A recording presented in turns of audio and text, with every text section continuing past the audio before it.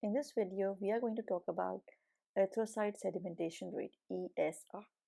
So first we'll see what is ESR.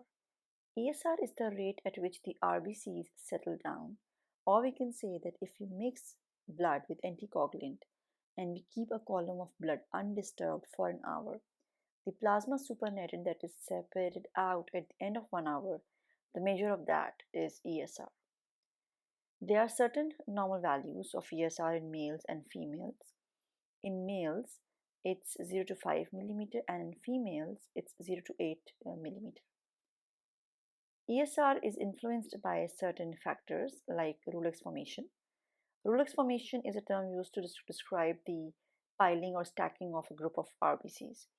It is also influenced by fibrinogen and globulin content in the blood.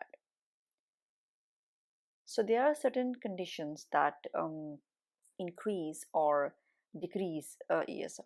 ESR is increased in different infections like tuberculosis, or it is also increased in pregnancy, during menstruation, malignancy, rheumatoid arthritis, while ESR is decreased in polycythemia and sickle cell anemia.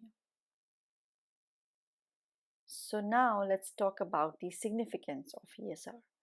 ESR has more of a prognostic significance than diagnostic. It is used to assess the effect of treatments and to see the progress of a disease. So it's more towards prognostic than diagnostic. So that's it. Thanks for watching. If you like the video, don't forget to like, share, and subscribe my channel.